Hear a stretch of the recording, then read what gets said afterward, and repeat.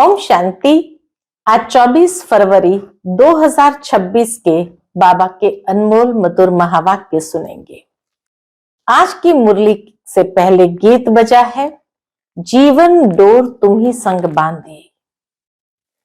तो बाबा कहते हैं कि वास्तव में जब संगम युग पर शिव बाबा आते हैं तो हम अपनी जीवन उस पिता पर समर्पित करते हैं, अर्थात अपनी जीवन डोर एक बाबा के साथ बांधते हैं। बाबा ही हमारी परवरिश करते हैं और हमें गति सदगति भी देते हैं। हमारे बुद्धि की डोर बाबा से बंधी हुई है, परंतु इसी को ही स्थूल रूप में लोगों ने, खास करके जब कन्या का विवाह होता है तो उस समय उसका पल्लू पति के पल्लों के साथ बांध देते हैं और वो समझती है कि बस अभी जीवन भर इनके साथी बनकर रहना है, वही हमारी परवरिश करेंगे। तो बाबा कहे कैसे स्थूल में, क्योंकि वो समझते हैं पति ही परमेश्वर है, तो वह परमेश्वर ही आकर के हमारी परवरिश करेंगे। भावार्थ ये कि स्थूल में और सूक्ष्म में कितना अंतर है। संगम युग का यादगार कैसे द्वापर के बाद स्थूल रूप में चला आता है। साथ ही साथ बाबा कहते हैं, बच्चे माया ने तुमको अप्रैल फूल बनाया है, अर्थात मूर्ख बनाया है। कैसे मूर्ख बनाया है वो भी बाबा समझाते हैं। तो सुनते हैं आज के बाबा के अनमोल मधुर महावाक्य। ओम शांति। मीठे बच्चे, तुमने अपनी जीवन डोर एक बाप से बांधी है। तुम्हारा कनेक्शन एक से है, एक से ही तोड़ निभाना है। आज की मुरली से प्रश्न है, संगम युग पर आत्मा अपनी डोर परमात्मा के साथ जोड़ती है, इसकी रस्म अज्ञान में किस रीति से चलती आ रही है? उत्तर है, शादी के समय स्त्री का पल्लव पति के साथ बांधते हैं। स्त्री समझती है जीवन भर उनका ही साथी होकर रहना है। तुमने तो अब अपना पल्लव बाप के साथ जोड़ा है। तुम जानते हो हमारी परवरिश आधा कल्प के लिए बाप द्वारा होगी। आज की मुरली से पहले गीत बजा है, जीवन डोर तुम ही संग बांधी रहे। ओम शांति। देखो, गीत में कहते हैं जीवन डोर तुम ही से बांधी। जैसे कोई कन्या है, वह अपनी जीवन की डोर पति के साथ बांधती है, समझती है कि जीवन भर उनका ही साथी होकर रहना है, उनको ही परवरिश करनी है। ऐसे नहीं कि कन्या को उनकी परवरिश करनी है, नहीं, जीवन तक उनको परवरिश करनी है। तुम बच्चों ने भी जीवन डोर बांधी है। किसके साथ बांधी है?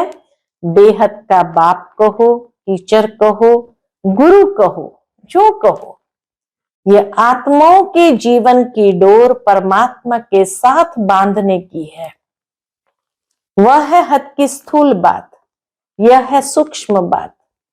कन्या के जीवन की डोर पति के साथ बांधी जाती है, वह उनके घर जाती है।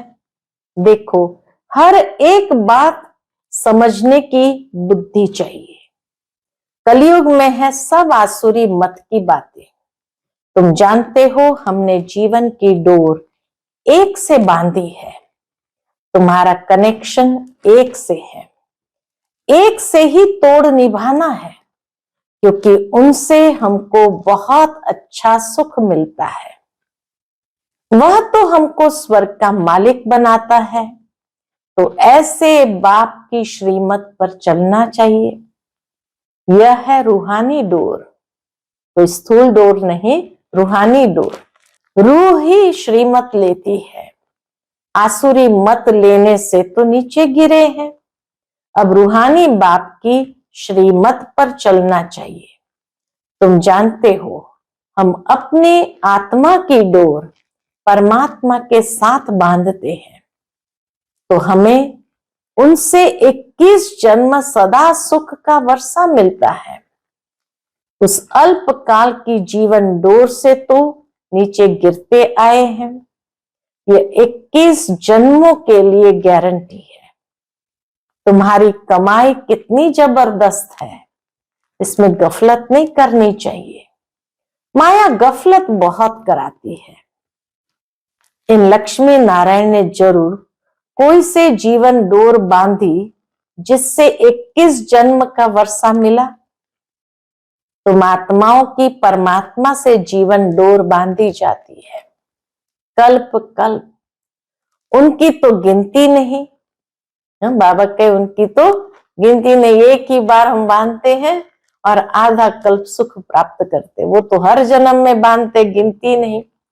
बुद्धि में बैठता है हम शिव बाबा के बने हैं, उनसे जीवन डोर बांधी है। हर एक बात बाप बैठ समझाते हैं। तुम जानते हो कल्प पहले भी बांधी थी। अब शिव जयंती मनाते हैं, परंतु किसके मनाते हैं पता ही नहीं है। शिव बाबा जो पतित पावन है वह जरूर संगम पर ही आएगा, ये तुम जानते हो, दुनिया नहीं जानती है। आदि सनातन देवी देवता धर्म प्रायलोप हो गया है और सब शास्त्र कहानियां आदि है। ये धर्म है ही नहीं। ब्राह्मण धर्म जब होता है तब फिर देवता धर्म की नींव पड़ती है, तब तक देवता धर्म प्रायलोप है। तो बाबा कहते ये धर्म है ही नहीं तो जाने कैसे। अभी तुम जीवन की डोर बांध रहे हो। आत्माओं की परमात्मा के साथ डोर जुटी हुई है, इसमें शरीर की कोई बात नहीं है।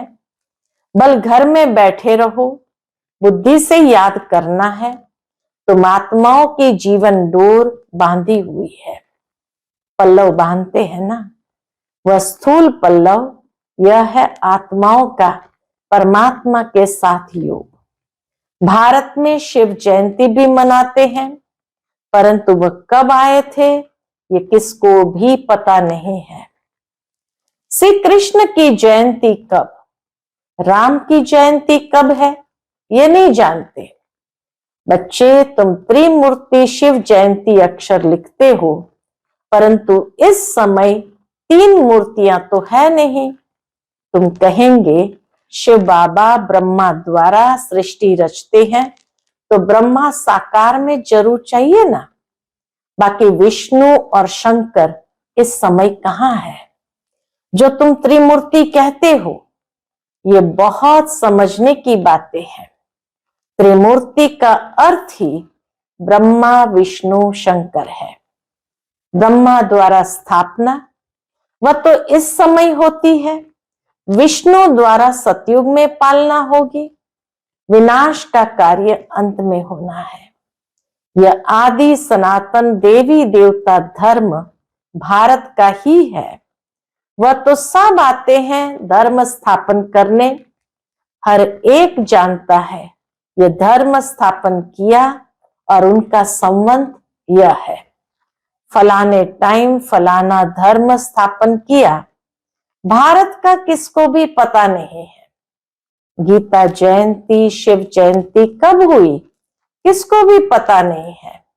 श्री कृष्ण और राधे की आयु में 2-3 वर्ष का फर्क होगा। सतयुग में जरूर पहले श्री कृष्ण ने जन्म लिया होगा, फिर राधे ने, परंतु सतयुग कब था ये किसको भी पता नहीं है।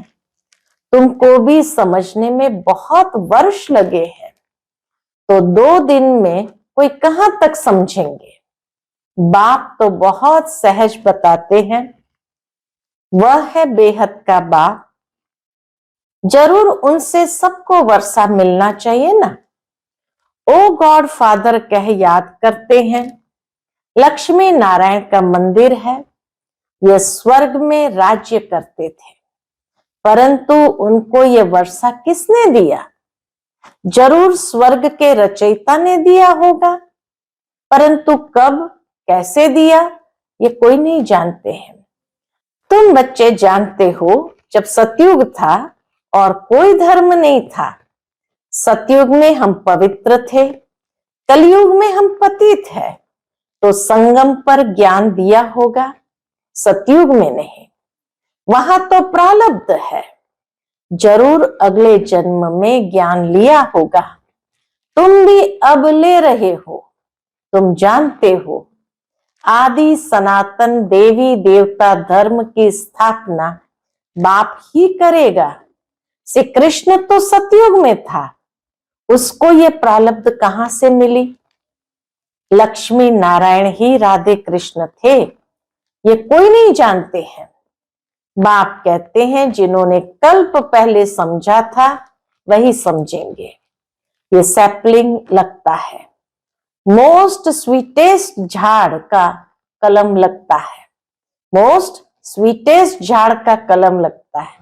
तुम जानते हो, आज से 5000 वर्ष पहले भी बाप ने आकर मनुष्य से देवता बनाया था। अभी तुम ट्रांसफर हो रहे हो। पहले ब्राह्मण बनना है, बाजोली खेलते हैं तो चोटी जरूर आएगी। बरोबर हम अभी ब्राह्मण बने हैं। यज्ञ में तो जरूर ब्राह्मण चाहिए। ये शिव व रुद्र का यज्ञ है। रुद्र ज्ञान यज्ञ ही कहा जाता है। श्री कृष्ण ने यज्ञ नहीं रचा। इस रुद्र ज्ञान यज्ञ से विनाश ज्वाला प्रज्वलित होती है। ये शिव बाबा का यज्ञ पतितों को पावन बनाने के लिए है। रुद्र शिव बाबा निराकार है, वह यज्ञ कैसे रचे? जब तक मनुष्य तन में न आए, मनुष्य ही यज्ञ रचते हैं। सूक्ष्म व मूल वतन में ये बातें होती नहीं। बाप समझाते हैं, ये संगम युग है।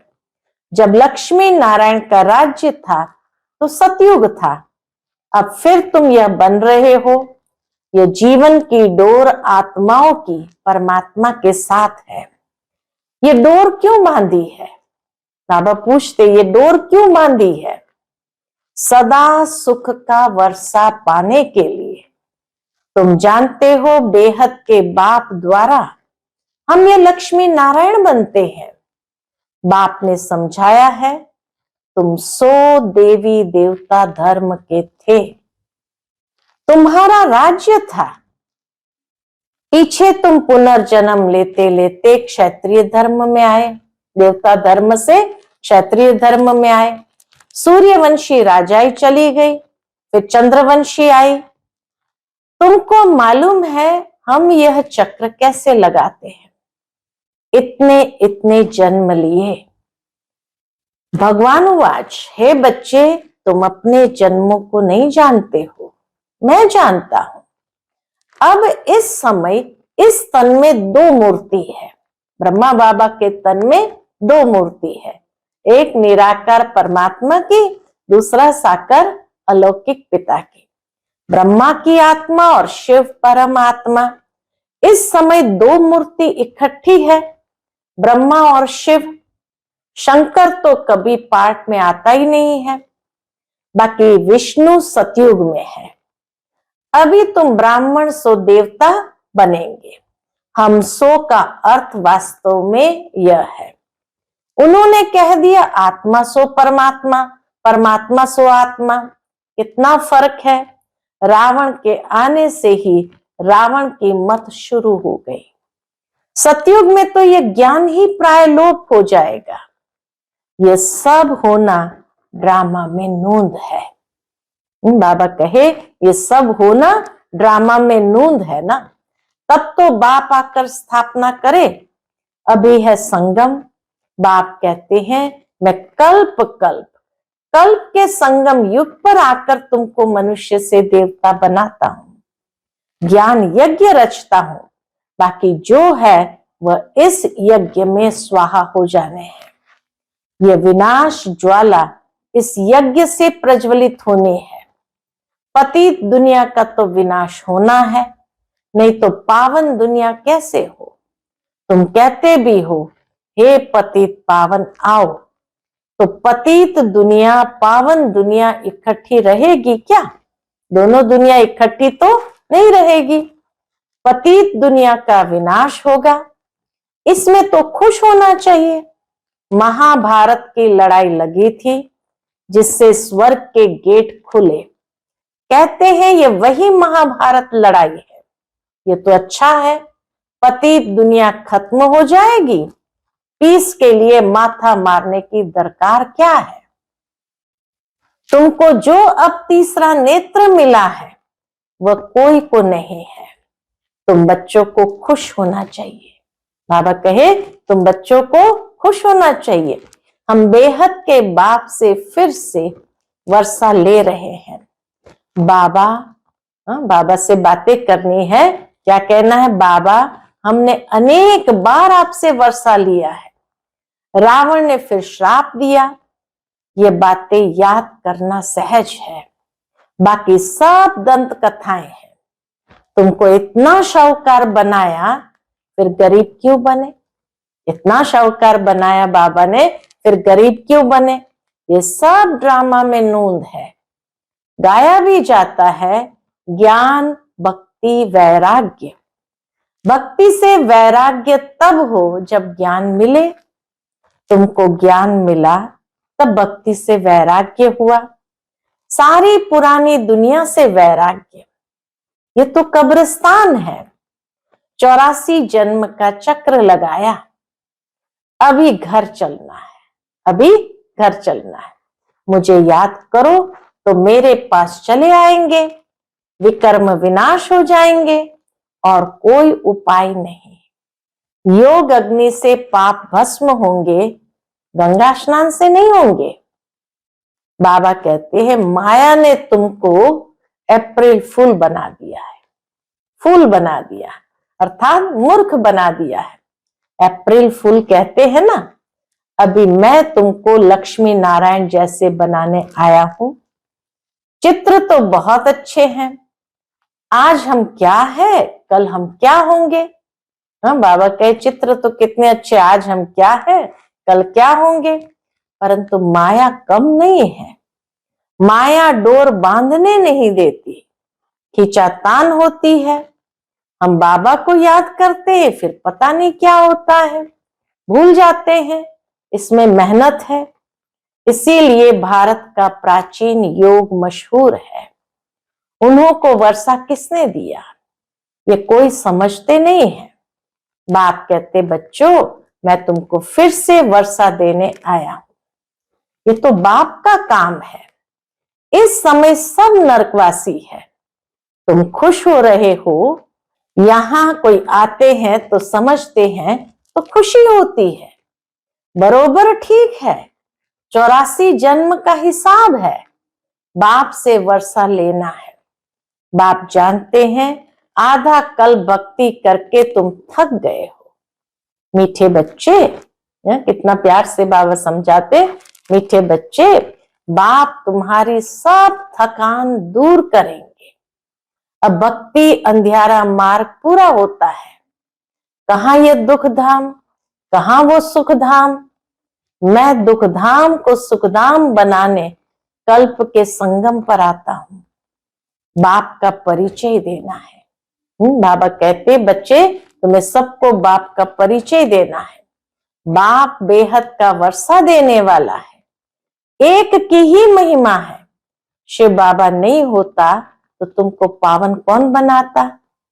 ड्रामा में सारी नूंद है। कल्प कल्प तुम मुझे पुकारते हो कि हे पतित पावन आओ। शिव की जयंती है।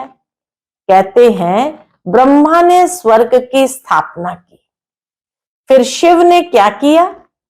ब्रह्मा ने स्वर्ग की स्थापना की, फिर शिव ने क्या किया। जो शिव जयंती मनाते हैं कुछ भी समझते नहीं है। तुम्हारी बुद्धि में ज्ञान एकदम बैठ जाना चाहिए।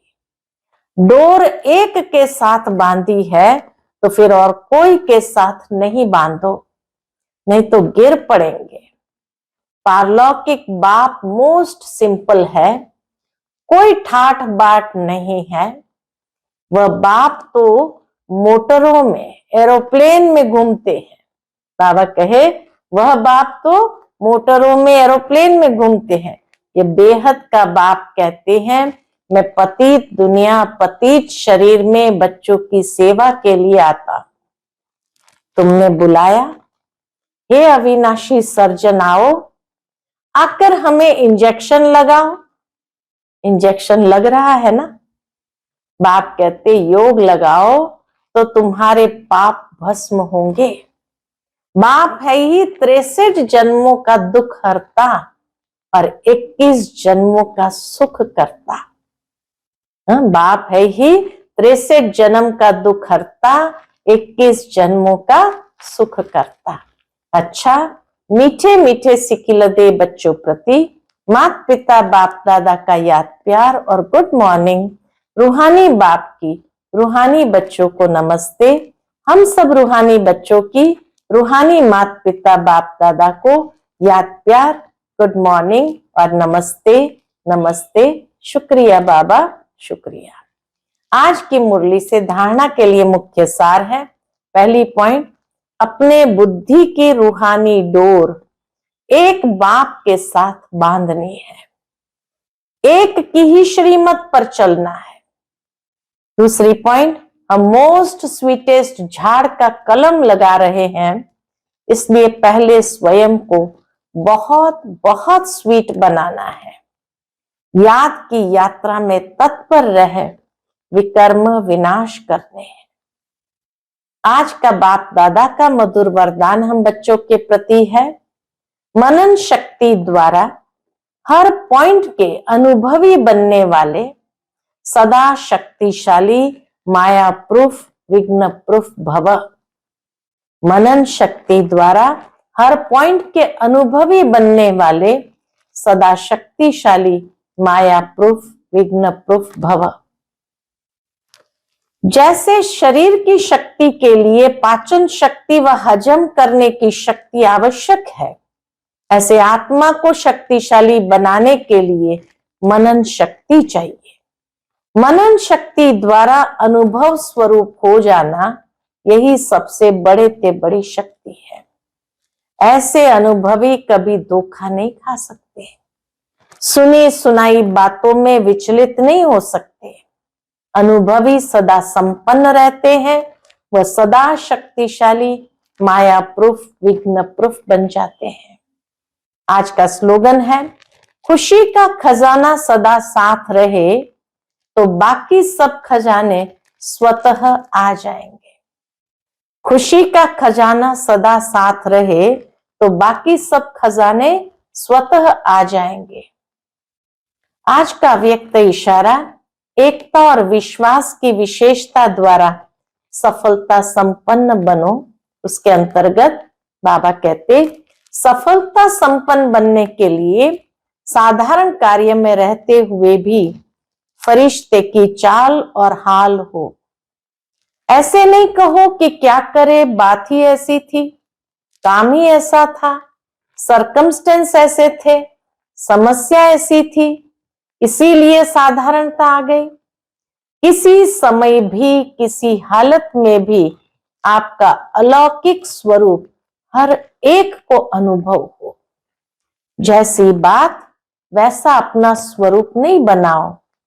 बातें आपको बदल न दे, तब सबके समीप आएंगे और एकता का संगठन मजबूत होगा। अच्छा, ओम शांति।